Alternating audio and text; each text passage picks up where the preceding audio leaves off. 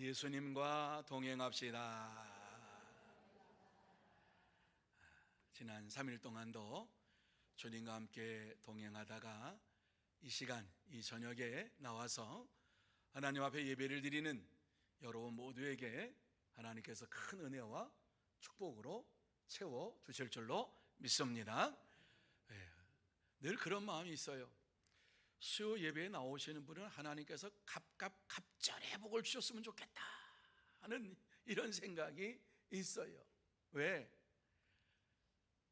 수요 예배를 통해서 하나님의 은혜가 우리에게 넘치게 임하는 이러한 시간이 되어서 여러분이 그냥 왔다 그저 가지 말고 다 하나님의 축복을 받고 남은 시간도 하나님 축복 가운데 살아가는 하나님의 사람들이 되기를 원해서 이와 같이 오늘 이 저녁에 나온 사람은 갑절로 7배의 갑절로 하나님이 큰 축복을 주셨으면 좋겠다 이런 생각을 합니다.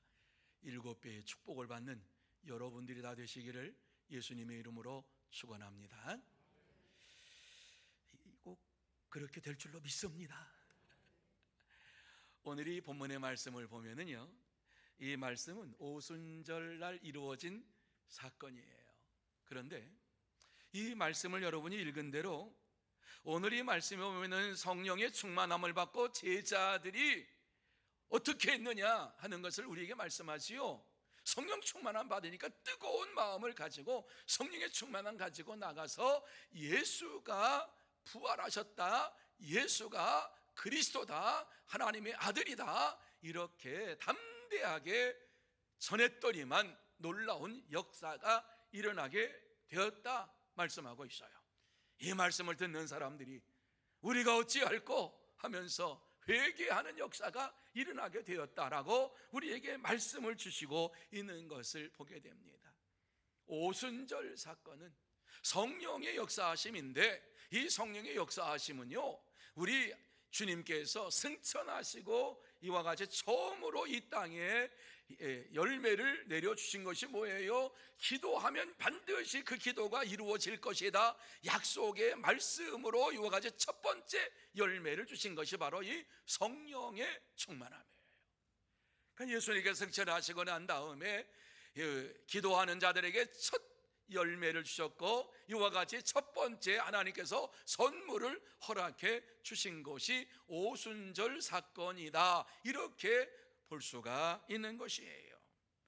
여러분, 오순절에 성령의 충만함을 받고 제자들이 얼마나 기뻐했는지 아시지요? 너무너무 기뻐서 가만히 있을 수가 없어가지고 거리에 나와서 예수를 전하는 이러한 시간이 되었어요. 예수님이 부활하셨다, 죽었다가 살아나셨다 이 놀라운 사실을 담대하게 전하기 시작했어요. 여러분, 부활의 기쁨이 있으니까 주님께서 부활하셨다라고 하는 사실을 믿으니까 이와 같이 담대하게 나와서 많은 사람들에게 예수 그리스도께서 부활하셨다, 너희들이 이와 같이 십자가에 매달은 이 예수를 하나님께서 그의 능력으로 살려주시고 그가 우리의 주가 되시고 우리의 그리스도가 되게끔 하셨다 이렇게 말씀을 하면서 복음을 전파했습니다. 이 시간 이 본문의 말씀을 보면서 제자들이 담대히 복음을 전할 때에 어떠한 일이 일어났는가 하는 것을 생각을 하면서 그렇다면 우리가 담대히 복음을 전하려면 어떻게 해야 할 것인가를 나누며 은혜 받는 시간이 되기를 원합니다. 자, 그러면 우리가 담대히 복음을 전하려면 어떻게 해야 하느냐? 오늘 이 본문의 말씀이 보면 제일 첫 번째로 죄를 회개해야 한다 이렇게 우리에게 말씀을 해주고 있습니다. 같이 한번 읽습니다. 시작. 죄를 회개해야 합니다. 그렇습니다. 가장 중요한 것, 우리가 담대하게 복음을 증거하기 위해서는 먼저 우리의 죄를 고백하고 자복하는 이러한 시간이 있어야 할 것을 말씀해주고 있습니다. 그래서 베드로가 전하는 말씀을 듣고 이스라엘 백성들이 어떻게 됐느냐? 37절 말씀 우리 같이 한번 한 목소리로 읽습니다. 시작. 그들이 이 말을 듣고 마음에 찔려 베드로와 다른 사도들에게 물어 이르되 형제들아 우리가 어찌할꼬 하거늘. 아멘. 여러분, 이 말씀이 무슨 말씀인가 하는 것을 금방 이해가 되지요.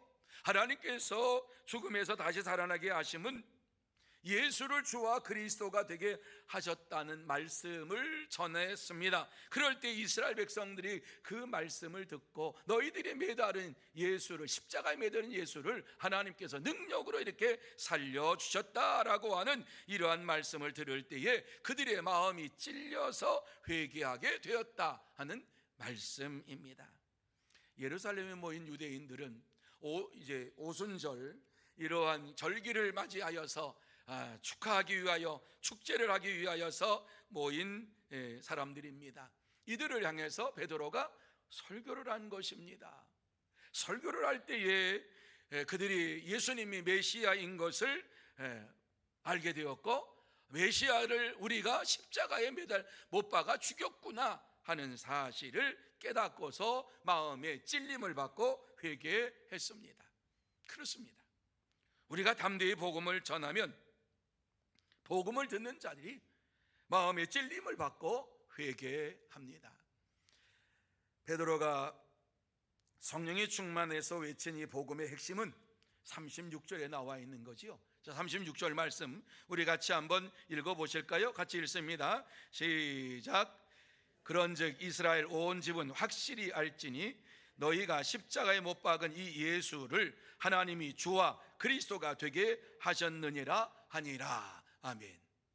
오늘 성령이 충만해서 베드로가 외친 이러한 핵심적인 말씀은 너희가 십자가에 매달은 이 예수를 하나님이 주와 그리스도가 되게 하셨다, 이렇게 말씀을 전했어요. 이게 복음의 핵심이에요. 핵심.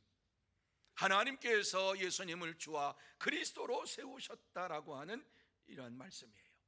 이 말씀을 듣고 유대인들이 회개했다.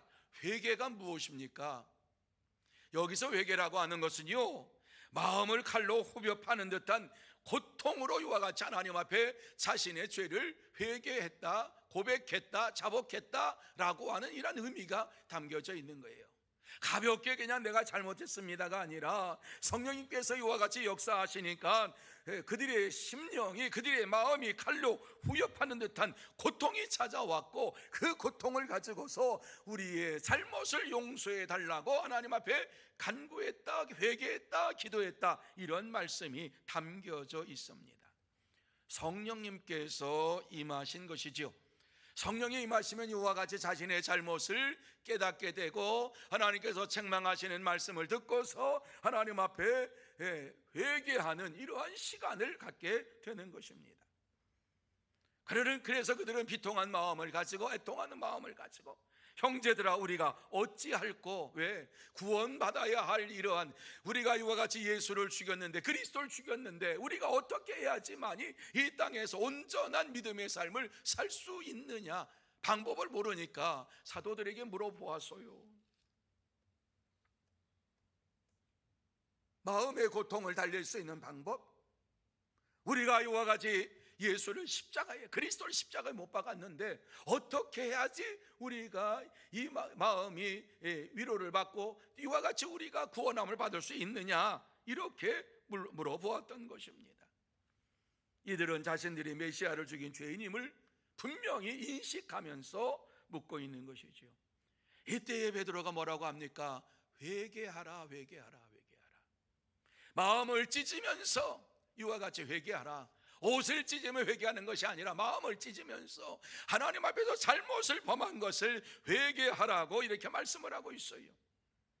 회개함으로 예수를 메시아로 보지 못했던 이러한 그릇된 관념을 버리고 예수님을 메시아로 보는 바른 관념을 가지라고, 바른 신앙을 가지라고 이와 같이 말씀을 했던 것이에요.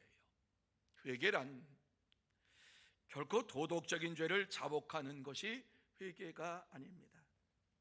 회개는 마음의 근본 자세가 바뀌는 것이 회개입니다. 예수님을 향해서 마음을 정하고 예수님만을 바라보며 살겠노라고 이제는 다시는 죄의 길을 걷지 않겠다고 이와 같이 돌아서서 하나님만을 바라보며 향하여 달려나가는 것, 이것이 회개입니다. 그래서 일생일대의 회개는 한 번입니다. 한 번. 우리가 예수 그리스도를 믿고 다시는 내가 죄 가운데 살지 않겠습니다, 주님이 나의 죄를 용서해 주신 줄 믿습니다. 회개는 일생일대에 한 번이와 같이 하는 것입니다. 그래서 회개를 할 때에 일생일대에 한 번 함으로 인하여서 다시는 우리가 죄의 세상으로 들려가지 아니하고 죄악된 이러한 삶을 살지 아니하고 하나님의 말씀대로 내가 살겠습니다, 이렇게 고백하는 겁니다.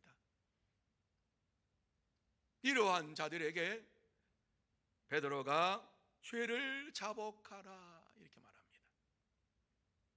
여러분, 베드로가 죄를 자복하라라고 하는 이 말씀은 반복적으로 너희들이 짓는 이러한 죄를 하나님 앞에 고백하라고 하는 말씀이에요. 스스로 매일 짓는 죄, 이것이 자범죄지요. 자범죄. 하나님께서 저와 여러분을 이와 같이 구원해 주셨다라고 하는 것은 우리가 죄인이라고 하는 사실을 하나님께 아시고서 그의 피로 우리를 깨끗하게 하시고 너는 죄인이 아니야 의인이야 그러면서 회개할 때에 우리가 죄인에서 의인으로 이와 같이 인쳐 주셨어요. 이것이 일생일대에 한 번 우리가 회개하는 거예요. 회개하고 난 다음에 어때요? 매일매일 이와 같이 상처에 흉이 생기는 것처럼 흉이 삼기는 이러한 것을 우리가 하나님 앞에 잘못했다고 고백하는 것, 자범죄를 고백하는 것, 이것은 우리의 허물을 고백하는 것과 같은 것이에요. 그러니까 하나님께서 나의 죄를 용서해 주신 것을 확신히 믿고, 그리고 매일매일 내가 스스로 하나님의 말씀을 지키지 못하고 이 말씀대로 행하지 못한 이러한 자범죄를 하나님 앞에서 고백하며 살아가는 것, 이것이 바로 성도의 삶인 것을 우리에게 말씀해 주고 있습니다. 그래서 첫 번째 회개는 구원의 길의 출발점이요 관문입니다. 구원의 길을 걸어가는 관문입니다. 구원의 길을 걸어가면서 시시때때로 죄를 짓고 우리가 스스로 잘못 하나님의 말씀대로 말씀을 어기고 살아갑니다. 이러한 자범죄는 그때마다 하나님 앞에 고백하면 하나님께서 미쁘시고 의로우사 우리의 그 모든 죄를 용서해 주시겠다라고 말씀해 주셨습니다. 그러니까 회개하는 것과 우리가 날마다 자범죄를 저어서 하나님 앞에 우리의 죄를 고백하는 이것은 다른 의미가 있는 거예요. 우리가 세례를 한 번 받아요. 마찬가지예요. 우리가 죄사함 받는 것 한 번, 예수를 믿습니다. 첫 번째 죄사함을 받고 그 다음에 계속해서 우리가 스스로 짓는 이러한 잘못된 것, 우리 주님께서 아시지만 그것 때문에 우리를 지옥에 보내지 않으세요. 왜? 다 용서해 주셨기 때문에. 우리가 자백하고 고백하면 그는 의로고 미쁘시사 우리의 모든 죄를 다 용서해 주시겠다고 약속하셔가지고 우리가 생활하면서 그 구원받은 성도로서 살면서 스스로 짓는 이러한 모든 죄를 용서해 주시겠다, 이렇게 말씀해 주셨기 때문에 우리가 첫 번째 하나님 앞에서 회개하는 것, 그것은 구원의 출발점이요 구원의 관문이 되는 것이에요. 그래서 이 땅에 와서 세례 요한도 첫 번째로 외쳤던 것이 무엇입니까? 회개하라, 천국이 가까이 왔느니라. 예수님께서 이 땅에 오셔서 갈릴리 그 해변 지역을 다니면서 하셨던 말씀이 무엇입니까? 회개하라, 천국이 가까이 왔느니라. 이렇게 말씀을 해주고 있어요. 하나님을 믿는 유대인들을 향하여서 회개하라고 말씀을 하고 있어요. 하나님 나라가 가까이 왔다고 말씀을 하고 있어요.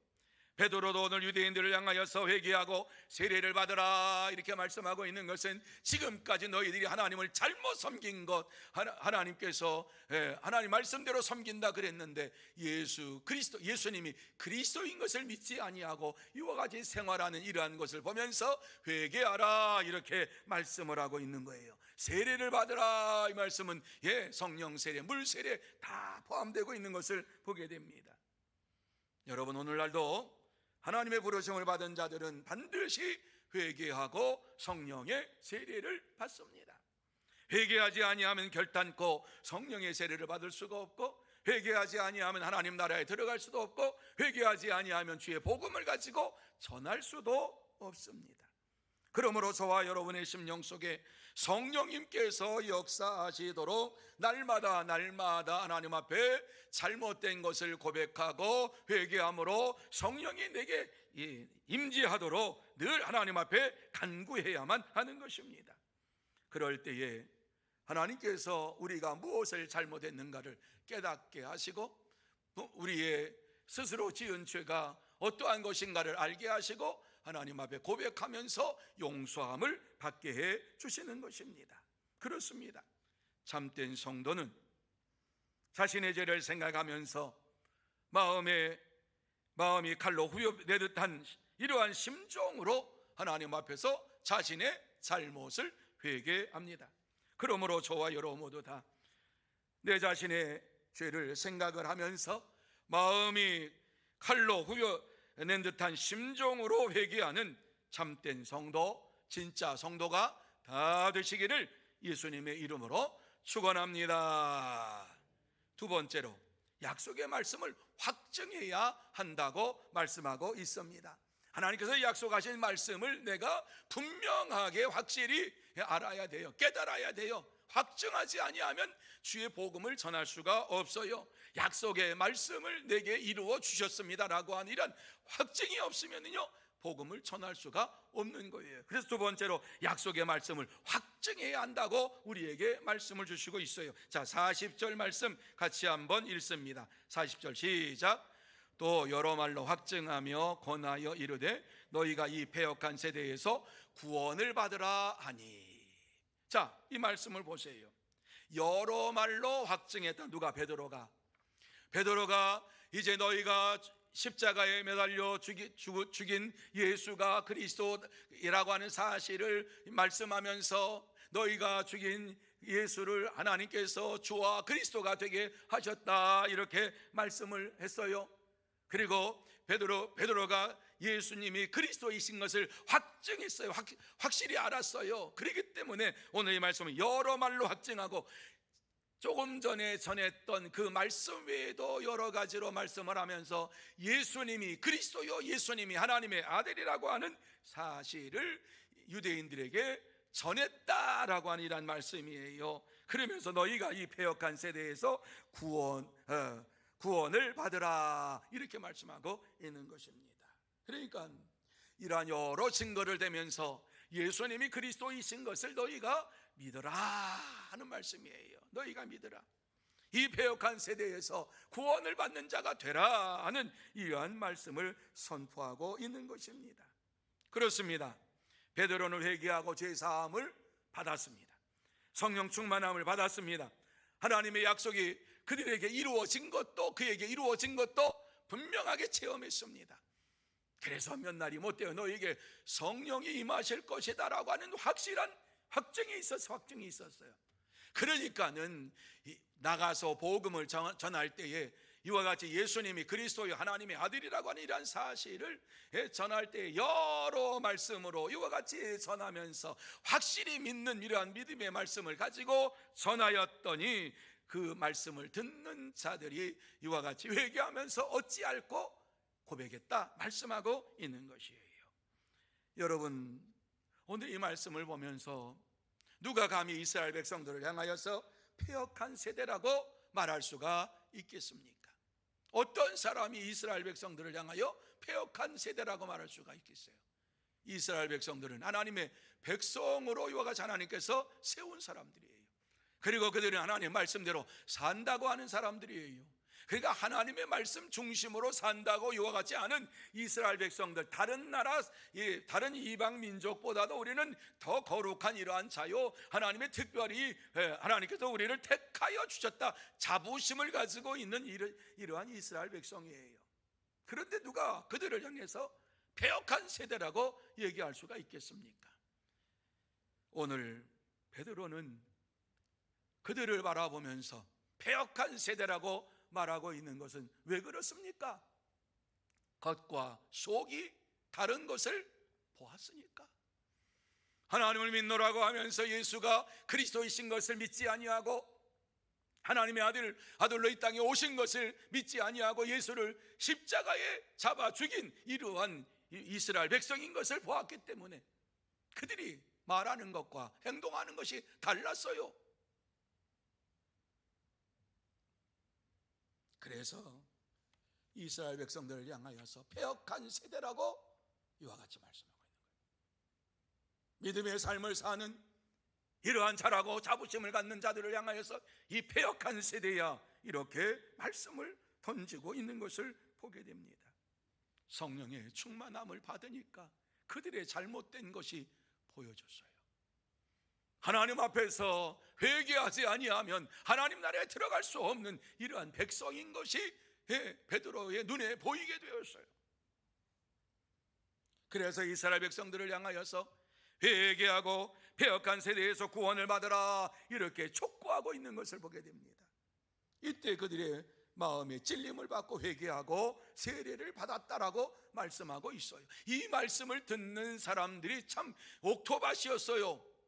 사도행전 조금 더 나가면 똑같은 말씀을 전했는데 죽이려고 했던 이러한 사건이 나타나요.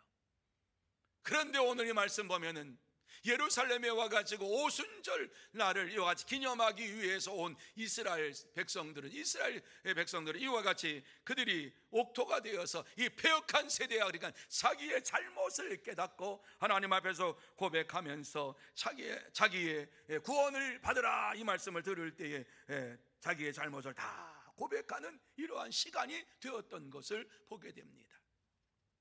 자, 이 말씀을 보면서 그러면 누가 이 시대에 패역한 세대를 향하여서 외쳐야 합니까? 성령의 충만함을 받은 자들이 외쳐야 합니다. 성령의 충만함을 받은 자가 마음에 기쁨이 넘치고 감사가 넘치고 은혜가 넘치니까 나가서 복음을 전하게 되어 있는 것입니다. 성령 충만함을 받은 바울에 대하여서 사도행전 16장에 보면은 우리에게 잘 말씀해 주고 있어요. 바울이 성령의 충만함을 받고 복음을 전했어요. 예수가 그리스도이신 걸 전했어요. 전하다가 그만 감옥에 갇히게 되었습니다. 그때에 지진이 일어나고 옥문이 열렸습니다.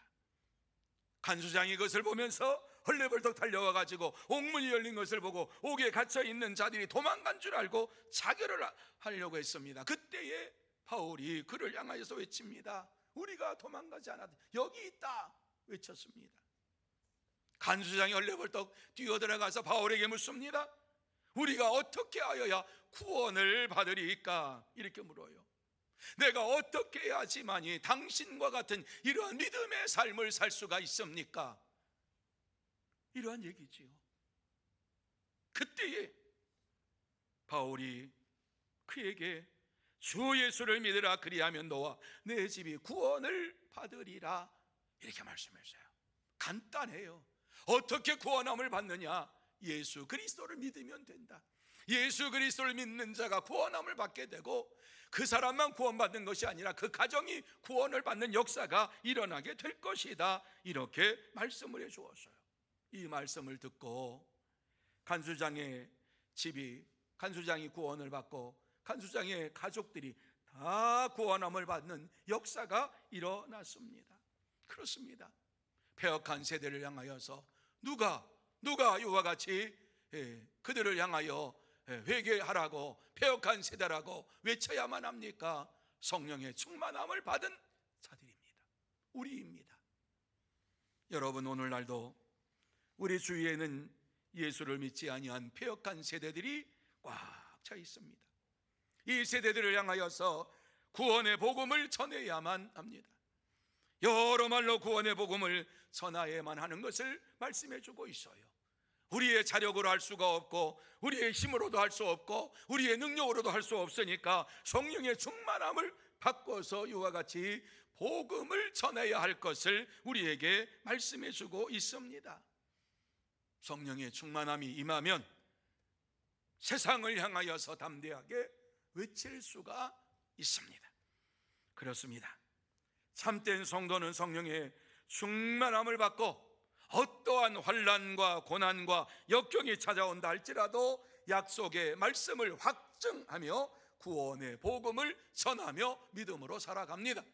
그러므로 저와 여러분, 성령의 충만함을 받은 자라면 이와 같이 하나님의 은혜 가운데 살고 있는 이러한 구원받은 자라고 하는 사실을 우리가 확실히 믿는다면 어떠한 환난과 고난이 찾아와도 약속의 말씀이 내 속에 성취된 것을 증거하면서 구원의 복음을 전하는 참된 성도, 복된 성도가 다 되시기를 예수님의 이름으로 축원합니다. 세 번째로, 오로지 기도해야 한다. 굉장히 중요한 말씀이에요. 모든 일에 있어서 기도가 빠지면은 이루어지지 아니하는 것을 우리가 보게 돼요. 오늘 이 말씀에 보면은 오로지 기도해야 할 것을 우리에게 말씀해 주고 있는 것이 42절 말씀입니다. 복음을 담대하게 전하기 위해서는 오로지 기도에 힘쓰는 자가 되라고 42절에 말씀하고 있습니다. 같이 읽습니다. 시작. 그들이 사도의 가르침을 받아 서로 교제하고 떡을 떼며 오로지 기도하기를 힘쓰니라. 믿으시면 아멘. 자, 이 말씀 보세요. 그들이 회개하고 자복했어요. 잘못해도 고백했어요. 사도의 가르침을 받아, 사도의 가르침을 받아, 목회자의 가르침을 받아, 똑같은 거예요. 말씀을 가르치는 자의 이러한 가르침을 받아, 이 말씀이에요. 사도의 가르침을 받아 서로 교제하고 그랬어요. 말씀 안에서 교제, 신앙 안에서의 교제예요. 세상의 얘기를 하면서 하는 교제가 아니라 어떻게 내가 구원함을 받았는지, 이 땅에서 내가 어떻게 살면서 승리의 삶을 살았는지, 이러한 믿음의 교제를 가지라고 말씀하고 있습니다. 교제하고 떡을 떼며, 여기 떡을 뗀다고 하는 것은요, 성찬을 의미하는 것이에요. 성찬. 다시 말씀드려서 우리가 예수 그리스도의 한 몸입니다. 그래서 예수의 살과 예수의 피를 먹고 마시는 이러한 일을 하는데, 이러한 성찬에 참여하며 떡을 떼며 오로지 기도하기를 힘쓰니라. 가장 중요하지요. 말씀을 배우고 교제하고 성찬에 참여하고 우리가 마지막에 해야 될 일이 무엇이냐? 오로지 기도하는 일에 힘써야 할 것을 말씀하고 있습니다. 기도에 힘쓸 때에 저와 여러분이 복음 증거자의 삶을 살아갈 수가 있습니다. 지금까지 기독교 역사 속에서 기도하는 자들에게 하나님께서 역사해 주셨고, 기도하는 자들을 사용하셔서 복음을 전하게 하셨고, 복음을 전할 때에 세상을 뒤집어 놓는 역사가 일어났던 것을 보게 됩니다. 그래서 기도할 때에 세상이 바뀌게 됩니다. 기도할 때에 죽은 자가 다시 살아나는 역사가 일어나게 되고, 영적으로 이와 같이 죽은 영혼들이 살아나는 이러한 역사가 일어나게 되는 것입니다. 베드로가 설교할 때 유대인들이 이와 같이 죄인인 것을 깨닫게 되었고, 그들의 죄를 회개하게 되었고, 예수님이 그리스도이신 것을 믿게 되었습니다. 이러한 믿는 자들에게 필요한 것이 무엇이냐? 기도해라, 기도해라. 어떻게 기도해? 기도에 힘쓰는 자가 되라. 힘쓰는 자가 되라. 예수님께서 기도하실 때에 땀방울이 핏방울이 되는 것처럼 기도에 힘쓰는 자가 되라. 기도에 힘쓰는 자가 되라.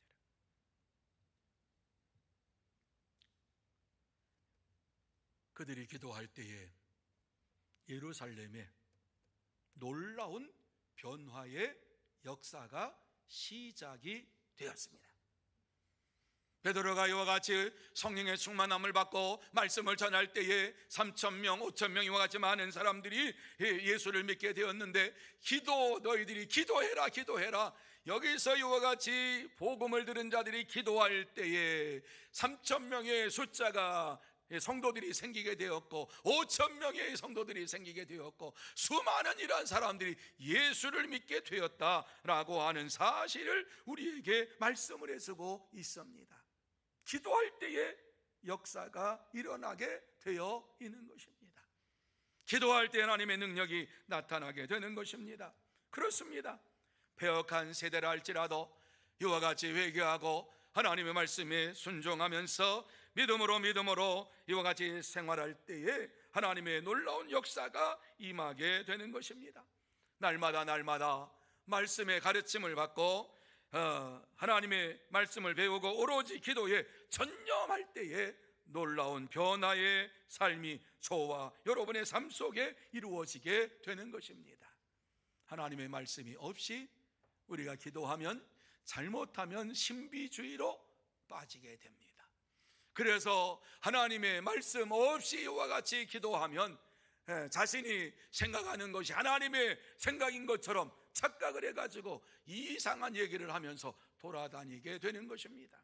그래서 하나님의 말씀을 배우고 하나님의 말씀을 중심으로 해서 기도하고 하나님의 말씀 안에서 성령의 충만함을 받으면서 이와 같이 주님 앞에 오로지 기도할 때에 저와 여러분에게 바른 믿음의 삶이 이루어지게 되고 하나님의 역사가 나타나게 되는 이러한 시간이 이루어지게 되는 것입니다. 이러한 자가 성도의 바른 교제가 이루어지게 되는 것입니다. 그래서 말씀 안에서 기도하는 자들을 만나면 하나님 말씀이 어떻게 이루어졌는가 하는 것을 서로 나누면서 이야기를 합니다. 그런데 말씀이 없이 이와 같이 기도하면은요, 어떤 일이 벌어지는 줄 아세요? 내가 기도하는데 환상을 보았는데 뭐 이상한 얘기합니다. 그리고 내가 기도할 때에 내가 말을 들었는데 뭐 이러면서 성경에도 없는 얘기를 끄집어내서 이와 같이 말합니다.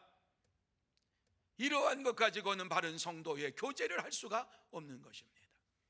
말씀 중심으로 기도하고 말씀 안에서 이와 같이 우리에게 주시는 하나님의 음성을 들으면서 기도할 때에 하나님께서 저와 여러분의 삶 속에 역사해 주시는 것입니다. 초대교회 성도들은 이와 같이 성령의 충만함을 받고 회개하고 사도의 가르침을 받으면서 하나님 말씀을 배우고 서로 교제하며 떡을 떼며 성찬을 나누고 오로지 기도하는 일에 힘쓰므로 말미암아 교회 부흥의 역사가 일어나게 되었습니다. 여러분, 우리도 주의 말씀을 배우는 일에 힘써야만 합니다.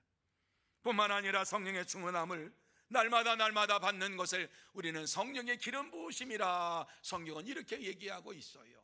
첫 번째 성령의 충만함은 성령의 세례라고 말씀하고 있고, 계속해서 성령이 우리 가운데 임재하는 것은 성령의 기름 부으심이라 이렇게 말씀하고 있어요. 성령의 기름 부으심이 우리에게 있을 때에 우리의 심령이 뜨거워지는 거예요. 기도할 때마다 하나님의 능력이 임하게 되고 하나님의 살아 역사하심을 체험하게 되는 것이에요. 이러한 자들이 모여서 하나님 안에서 그리스도의 몸과 살을 나누는 성례에 참여하고 성찬에 참여하고 아름다운 성도의 교제를 이루어가면서 주의 말씀을 증거하기 위하여서 날마다 기도에 힘쓰게 되는 거예요. 여러분, 우리도 말씀을 배우면서 정말 기도에 힘쓰는 자가 되어서 우리 속에 하나님이 주시는 기쁨으로 가득 차기를 원합니다. 왜냐하면 오늘 이 말씀 보면은 기도할 때에 저들에게 마음속에 기쁨이 넘쳤던 것을 보게 됩니다. 하나님께서 그들에게 은혜를 베풀어 주셨어요. 감사하는 마음을 주셨어요. 기뻐하는 마음을 주셨어요. 그렇습니다. 오로지 기도에 힘쓸 때에 하나님께서 주시는 기쁨으로 가득 차게 되고, 이러한 기쁨이 가득 찬 자들은 복음을 전하는 일에 힘쓰게 됩니다. 그러므로 저와 여러분 모두 다 날마다 말씀을 배우고 또 서로 교제하고 또 떡을 떼는 성찬에 참여하고 오로지 기도에 힘쓰면서 기쁨으로 생활하는 진짜 성도, 참된 성도가 다 되시기를 예수님의 이름으로 축원합니다. 이제 오늘 말씀을 마무리합니다. 이 시간 하나님께서 우리에게 하시고 싶은 말씀이 무엇인가? 딱 한 말씀이지요. 성령의 충만함을 받고 복음을 기쁨으로 전하는 자가 되라, 이렇게 말씀하고 있어요. 성령의 충만함을 받는 궁극적인 목적은 복음을 전하라고 성령의 충만함을 저와 여러분에게 부어 주시는 거예요. 그래서 성령 충만함을 받고 복음을 담대히 전하고 많은 영혼을 구원하는 자가 되라, 이 말씀을 우리에게 주시고 있습니다. 사랑하는 성도 여러분, 우리는 날마다 성령의 충만함을 받기를 위하여 간구해야만 합니다. 기도해야만 합니다. 어제 성령 충만함 받았다고 오늘 성령 충만한 것이 아닙니다. 오늘도 충만함을 받는 것입니다. 다시 말씀드려서 기름을 채우는 것입니다. 등자 안에 기름을 채우는 것, 이것이 바로 성령의 충만함을 받는 거예요. 그 지혜로운 자는 신랑을 맞이하기 위하여서 등과 기름을 준비한다 말씀했잖아요. 그렇습니다. 성령의 충만함을 날마다 간구하는 것은 우리의 심령 속에 하나님의 은혜로 기름으로 가득 채우기 위하여서 기도하는 거예요. 부르짖는 거예요. 그래야지만이 활활 타오를 수가 있는 거예요.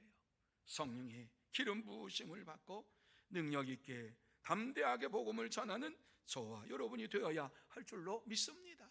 참된 성도의 삶을 살아가는 복된 여러분들이 다 되어서 성령 충만함을 날마다 받고 성령 충만함 받은 입술을 가지고 기쁨을 가지고 주의 복음을 전하는 진짜 성도, 참된 성도가 다 되시기를 예수님의 이름으로 축원합니다. 기도하시겠습니다.